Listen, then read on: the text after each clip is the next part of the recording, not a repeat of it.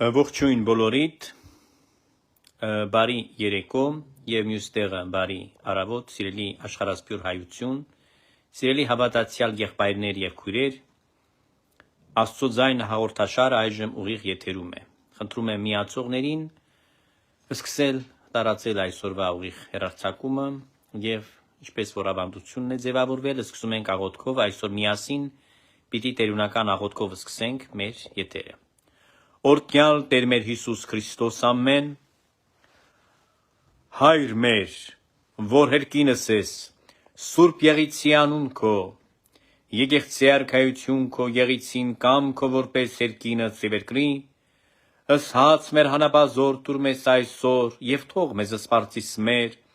որպես և մեկ թողունք մերոց պարտաբանած և մի տանիրս մեզի փորձություն այլ փրկյազ մեզ իչարե,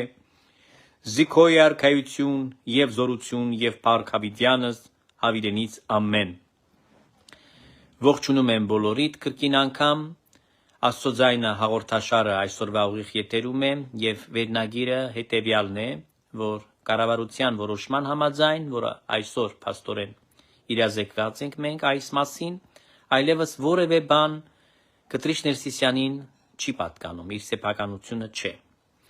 Ինչու եմ ես անվանում Կտրիչ Ներսիսյան, որովհետև գիտեք, ինքը Մայրաթորը օգտագործում է և Մայրաթորի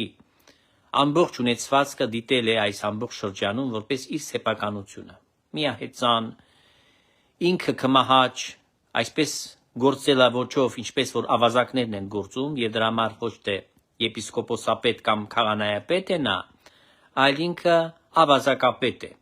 Եվ իհարկե այդ կալվածքների բերումով, որ երբ որ ինքը սեփականատեր էր իրեն համարում, միակ, ինքը մտածում էր, որ ինչ կուզենամ կանեմ այնտեղ, որովհետև սա ինձ է պատկանում, իմ սեփականությունն է, հետևաբար այլ մոտեցումներ։ Այս ամենի արմատը չարի հենց այստեղից էր գալիս,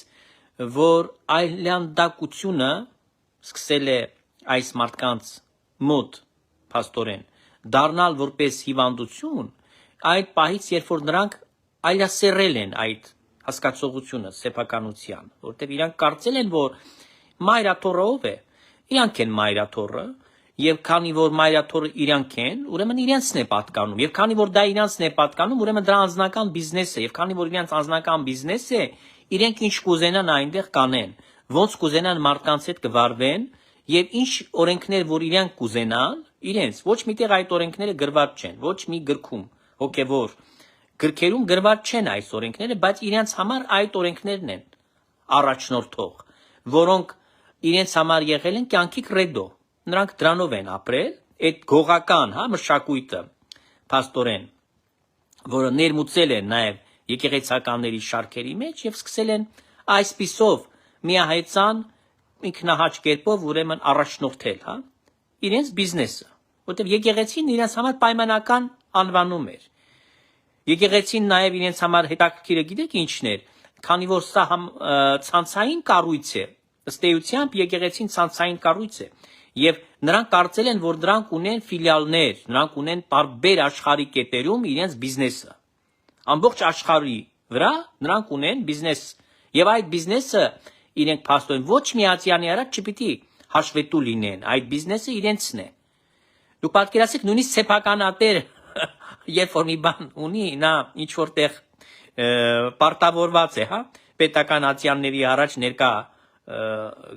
ներկայանալ, չգիտեմ, ներկայացնել ամեն հաշվետվությունը, այսինքն հաշվապահությունը պետք է թափանցիկ դարձնի, ցանկացած մի սեփականատեր։ Նույնիսկ եթե տուն ունենք, եթե բնակարան ունենք, ստիպված ենք պետության ինչ որ հարկ վճարել։ Ասենք հիմա մենք չենք խոսում լավ է, վատ է դա եւ այլն, բայց ես խոսում եմ նույնիսկ այն մարդկանց համար, ովքեր ինչ որ մի ընդամենը մի բնակարան եւ այլն ունեն։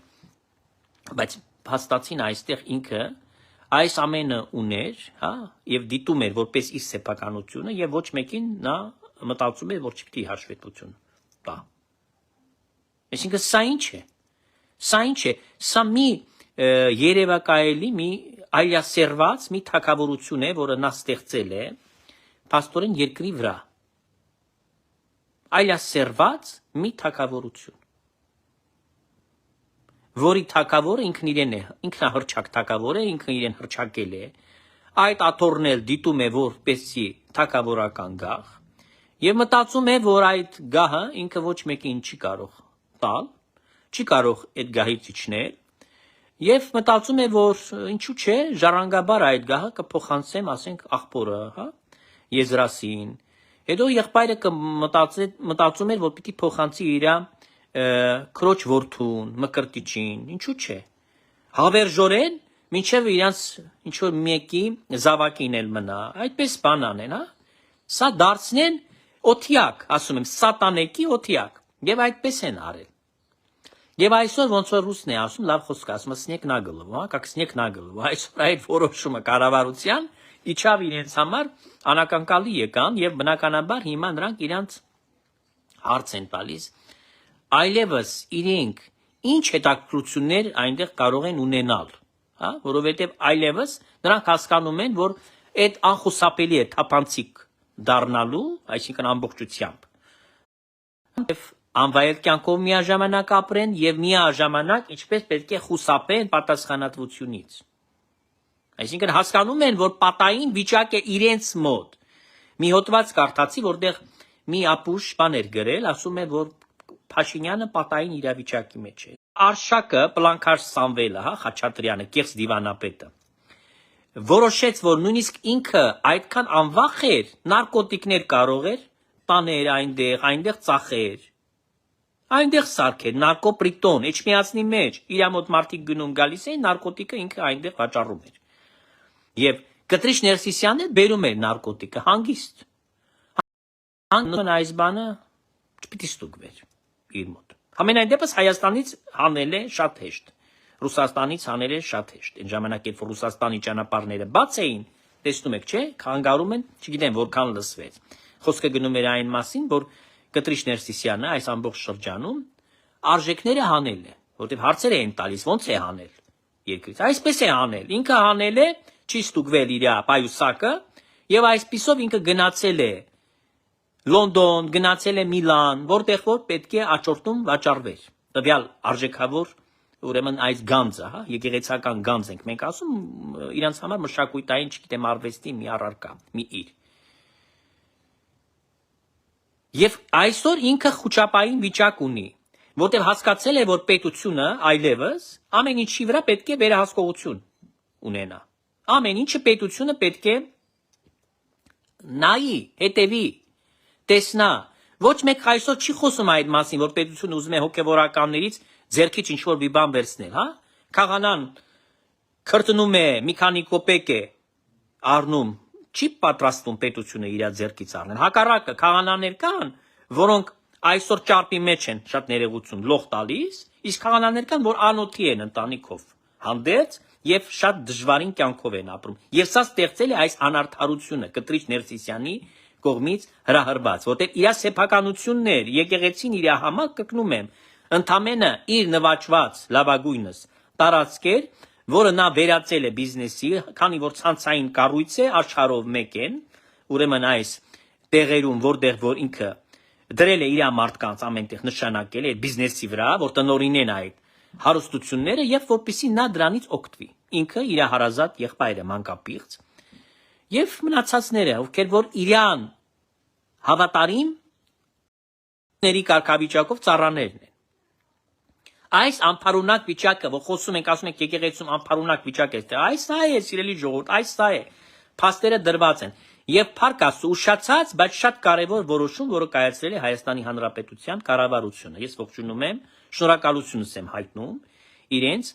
եւ ասում եմ հետեւյալը, սիրելիներ, մենք պիտի հասկանանք առաջնորդությամբ կատարված հեղափոխությունը,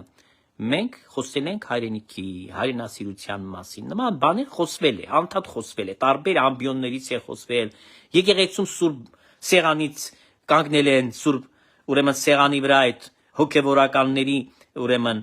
բերաններից է եկել այդ հայրենասիրական քարոզները, որոնք պետք է անախ եւ առաջ Աստվածաշնչից խոսեին եւ մարդու հոգևոր կյանքի մասին մտածելով հոգևոր փրկությունից խոսեին, բայց խոսել են այլ բաներով, այլ նյութերով են հավաքվել այնտեղ հայրենասեր մարդիկ են դրանք մեծ մասը, հա, հայրենասերներ են, նրանք հոգևորական չեն, հայրենասեր ուղակի մարդիկ, որոնք սիրում էին հայրենիքը, ես խոսում եմ նաեւ այդ սովետական շրջանում եղած հոգևորականները, հա, Բայց նրանք ոչ մեկը դրանցից պետական ամետ չեն, որտեղ դրանք պետական մտածելակերպ չունեն։ Այդ ցավը այստեղ է, որ պետական մտածելակերպը չունենալու պատճառով է հասել այս երկիրը, այս պետությանը այսօրին։ Այ ամենամեծ հիվանդությունը, ամենամեծ ցավը, եւ դրա վրա պիտի շեշտը դնեմ, հենց դրա մեջ է կայանում, որ պետական բացարձակապես այդ մոտեցումը, այդ բանը չկար։ Եվ եթե Կտրիշ Ներսիսյանը նրան լիներ, այսպես ասած, ծանոթ այդ ընդհանրապես գաղափարին, ինչ է նշանակում պետական ամետ լինել, ինչ է նշանակում ունենալ պետական մտածելակերպ։ Իր համար այդ ոնց որ ասում է, էլի ռուսի պիտի ասեմ, ծյոմնի լես։ Հա, իր համար դա մութ անտառ է, նա չի կարող այնտեղ կողմնորոշվել։ Ինչ է դա։ Վերացական հասկացողություններ են, պետական մտածելակերպը ո՞րն է Կտրիշ Ներսիսյանի համար։ Երբ որ կա սեփականություն, սեփական անձի, սեփական ցանկության, սա մտածելակերպը իր համար ընդունելի է։ Կամ ո՞րն է պետական ամետությունը, ինչի համար սպասարկեմ կոնկրետ անհապի, ամեն ինչ ենք ուզում անել, որ դուրս գանք, բայց չի ստացվում ոչ մի կերպ։ Եվ մինչև Փաշինյանը չխառնվեց, մինչև երկրի իշխանությունը չմիջամտեց, ոչ մի բան չէր կարող ստացվել։ Հասկանում եք, որովհետև այս մարդիկ սխալ ճամփա կերտային, հա, փաստորեն սխալ տեղ տանում էին եկեղեցին, հա։ Դա մենակ ես չէ, Բալթյան երկրների հայոց թեմի բարեխնամ առաջնորդ Վազգեն arczepiskopos Միրզախանյանը, Գերաշնորհ Սրբազան հայրը այս մասին խոսեց, որ ինքը այլևս չի կարող այնտեղ նստել, որովհետև ասում է, որ նա շեղվել է ճանապարհից եւ տանում է այլ տեղ, սխալ ճամփա կերտա։ Կարճ ասած, մարդը չի կարող այս եկեղեցին առաջնորդել։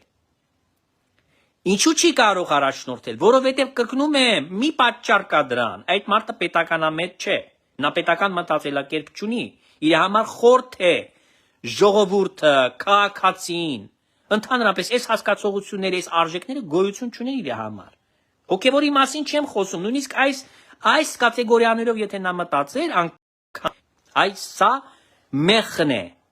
եղել, անկյունակարն է եղել իր անփարունակ գործնեության։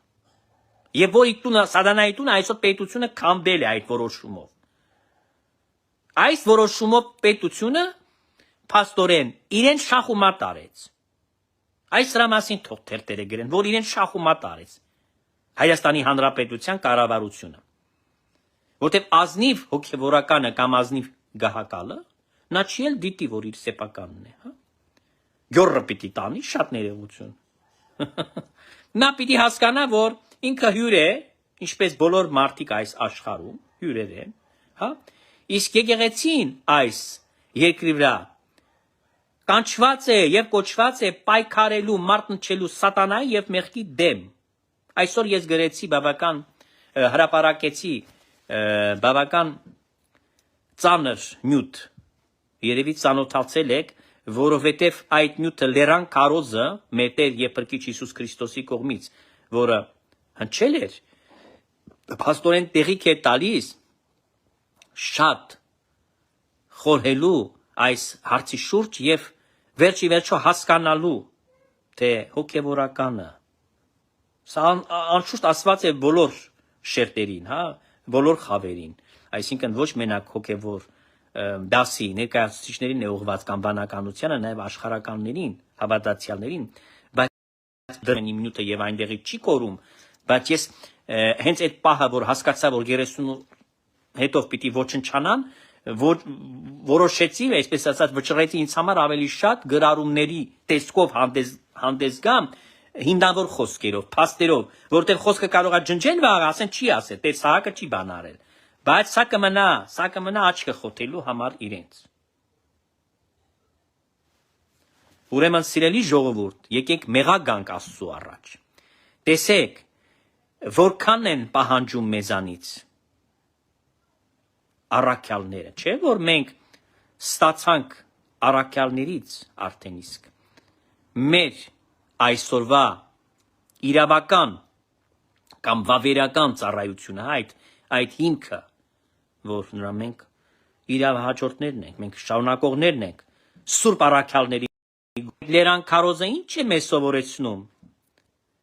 Խաղաղություն, հաշտություն, մարդասիրություն, միասնություն, որը որ պետք է լիներ այս անձերի համար, ամենաառանցքային իրենց դերակատարումը, այսպես ասած, իրենց ոչ մենակ կյանքը դա պիտի մաշկի գույնը դառնար, այլ նրանց առանցքային դերն է եկեղեցում։ Բայց արի ուտես կտրիչը ինչ է կատարում, ինքը մայր լուծումներով մենք հանդես կգանք, որպեսզի այլևս ոչ մեկ քաղաքական ուժ, ոչ մեկ պետական պաշտոնյա կամ ոչ մեկ այլ մի անձ չմտածի, որ եկեղեցում ինքը պետք է ուրեմն այնտեղ ինչ որ քաղաքական ռոպագանդա, քարոզչություն անցկացնի, ինչ որ այնտեղ ծառայեցնի հայոց կաթողիկոսությունը կամ ընդհանրապես մայրաթորի միաբանության ինչ որ անհատներին այդ նպատակներով իրենց քաղաքական նկրտումների համար։ Սա չպիտի որևէ մեկը օգտագործի դա, որպես լծակ իրենց գործերին կեղտոտ հաջողություն արձանագրելու համար։ Սա իրենց թուտվեց սատանա կտրիչ Ներսիսյանը այդ բանը անել։ Նախկինում չկար այդպիսի բան, նախկինում ոչ մեկի մտքով չէր անցնում։ Ընդդիմություն չկար, միշտ էլ ընդդիմությունը կար։ Երբ չկար Հայաստանում, անկախության շրջանում ընդդիմությունը միշտ կար։ Բայց երբեք ոչ պետությունը, ոչ ընդդիմությունը, հա, այնտեղ հարթակ չէին սարքում։ Ինքը արդեն ծառայում էր պետությանը, արդեն ծառայում էր, բայց այն ժամանակ այդ պետությունը թշնամություն ուներ իրենց քաղաքացու հետ։ Նվիրել են Ռուսաստանի Դաշնության տրամադրության տակ։ Հասկանում եք ինչ այլասերված իրավիճակ է եղել։ Իսկ այս շրջանում, երբ որ Նիկոլ Փաշինյանը եկավ իշխանության, ահավասիկ ընդդիմությունը ամբողջությամբ վերածել է Էջմիածնի գահը եւ Էջմիածնի ամբողջ այս սիմվոլը իրենց կեղտոտ քաղաքական խաղերի։ Շատ լավ հայկական ժամանակին իր հարցազրույցում հենց այս մասին հարցրեց Հերմինեն, հա, լրագրողը Վազգեն Սրբազանին, ասեց կարող ենք ասել, որ այս բանը այնտեղ վերածել են քաղաքական բանի հարթակ են սարքել, միտինգի տեղ է դարձել եւ այլն, ասել է այո, անշուշտ, ասել է ամբողջությամբ։ Որովհետև մենք ինչ տեսանք, սիրելիներ, մենք չտեսանք, որ կաթողիկոս կոչվածը դուրս գա եւ խոսա ժողովրդի հետ։ Խոսա այդ մարդկանց հետ, այդ եպիսկոպոս ու arczepiskopos-ների հետ, հավատացյալների, հազարավոր մարդկանց, ովքեր հանդիպել են։ Ոչ, նա բերել է որոշ քաղաքական ուժերի ներկայացուցիչներ, իսկ դուք գիտեք ովքեր են այնտեղ եղել են դաշնակցության։ Մասնավորապես նաև երկրորդ նախագահի որդին Լևոն Քոչարյանը։ Այս մարդիկն էին այնտեղ իրենց թայֆաներով, որոնք եկել են ու քարոզ են տվել այնտեղ քաղաքական։ Եվ նույնիսկ Լևոն Քոչարյանը փորձեց իրեն թույլ տալ նման արտահայտություն, որ գնացեք ձեզ համար, այդ խոսքը ուղղել է Միչայլոց Սրբազան հայրերին։ Ինքը դրանց հասություն է դնում հայոց հայրապետ կոչվածը, հա, խտրականություն է դնում ժողովրդի մեջ։ Հիմա այդ ինչ է նշանակում, որ այս մարդը Սուրբ Գիրքը չի բացել իր կյանքում, ընդհանրապես չի հասկացել Լերան Քարոզը, երբ որ, չգիտեմ, երևի կարդացած էլ չկա, իսկ եթե կարդացել է, ուրեմն բան չի հասկացել։ Թող բացի իմ տարական գիտելիք չունեն։ Դուք հասկանում եք, որ այս քարոզը, Լերան Քարոզը, դա պատահական չէ, որ այս թեման արծարծում եմ եւ այսօր հրապարակեցի իմ էջում։ Դրան նվիրեցի փաստորեն, օր եմ նվիրել։ Որովհետեւ սա առանցքային դերակատարումը ունի ընդհանրապես հոգեվորականի կյանքի մեջ, որ հոգեվորականը ինչպիսին պետք է լինի։ Ինչ է իրեն համար այս խոսքերը մեր Տեր Հիսուս Քրիստոսի։ Ուղղակի պարզ խոսքեր են, որը կարդացել է մի անգամ, երկու անգամ ու վերջ էլ չի անդրադարձել։ Ոչ, սա այն առաջնորդող աստղ է, այն ռուսերեն պիտի ասեմ նորից, որտեղ ավելի ցայտուն է, ավելի շատ գեղեցիկ է հնչում, Պուտիվոդնե զվիզդա։ Այո։ Սա ամեն մի անհատ պիտի դա հասկանա, որ ամեն հոգևորականը պետք է առանցքային որպես դերակատարումը եւ եթե կուզեք իր ապրելու կանոնադրությունը, հա, քրիստոնյա վարքի կանոնադրությունը, այ հենց այդ լերան քարոզի մեջ է։ Որտեւ եթե քրիստոնյան չլինի այդպիսին, ինչպիսին որ պահանջում է այս մեր Տեր Հիսուս Քրիստոսը, մեր ամեն մեկից պիտի հաշիվ պահանջի։ Իրականություն է, սիրելի ժողովուրդ, սա փաստ է, որ ձեր առաջ պիտի դնեմ։ Սադուկեցիներ են իրենք, Կտրիչ Ներսիսյանը եւ իր մանկլավիկները։ Ես սա ապացուցված է։ Այսինքն, փշրել եմ ձեզ կրոնական գետնի վրա եւ պատմել եմ նաեւ ձեր բոլոր այլանդակ արարքները։ Ես իմ գործնեությամբ այդքան տարիների փշրել եմ ձեզ սրիկաներ, ձեր անփարունակ այս կեղտոտ գործերը մեջտեղ հանելով, հա, եւ նաեւ այս բոլորը հիմնել եմ, փաստել եմ Աստվածաշնչով։ Աստծո խոսքը առանցքային է ինձ համար եւ ամեն մեկի համար պետք է լինի։ Այս սա է, որը որ անպայման մարդիկ պետք է ընկալեն եւ պետք է դրանից հետեւություններ անեն։ Հետևաբար սիրելիներ, այս կիրակին հայտարարեց վարչապետ Նիկոլ Փաշինյանը, որ Գառնիի Սուրբ Աստվածածին եկեղեցում մասնակցելու է Սուրբ եւ անմահ պատարագի։ Սա կոտայքի թեմ է, եւ պիտի ասեմ մի բան, որ ես այս եկեղեցին վերաբացել եմ։ Ես հիշում եմ, պետք է Ռուսաստան մեկնեի եւ նույնիսկ նշանակումը արդեն պետք է լիներ Ռոստով-նա-Դամու Սուրբ Կարապետ եկեղեցում եւ մեկ պատարագ եմ այնտեղ մատուցել։ Հրաշալի եկեղեցի է, շատ լավ ժողովուրդ կար այնտեղ, բայց ես խոսք եմ այտվել մեր սիրելի սրբազան Արաքել arczepiskopos Կարամյանին, որ ես անպայման կգամ եւ այնտեղ 3 ամիս մոտավորապես այդքան մնացի, որպեսզի բաց երկարատև ընդմիջումից հետո, երբ որ փակ էր եկեղեցին, հա, կոմունիստներից սկսած, որ այս եկեղեցիները վերաբացել եմ ես։ Եվ ուզում եմ ասել, որ ինձ համար նաև շատ հաճելի բան է, նորություն է, որ այնտեղ պետք է երկրի վարչապետը մասնակցի Սուրբ եւ անմահ պատարագին։ Իհարկե մենք անհամբեր սպասում ենք այն օրվան, երբ պետք է երկրի վարչապետը մասնակցի Մայրաթոր Սուրբ Էջմիածնում Սուրբ եւ անմահ պատարագի եւ պիտի ստանա հաղորդություն։ Եվ հույսով եմ, որ դա ընդամենը օրերի խնդիր է եւ կարծում եմ, որ սա արդեն տեղի կունենա նոր տարում կունենա տեղի։ Դեպարումներին ձեր լայքերին կսպասեմ, լայքերը անվճար են, դրեք ուրեմն եւ ուղարկեք մեսենջերով բոլոր հնարավոր միջոցներով։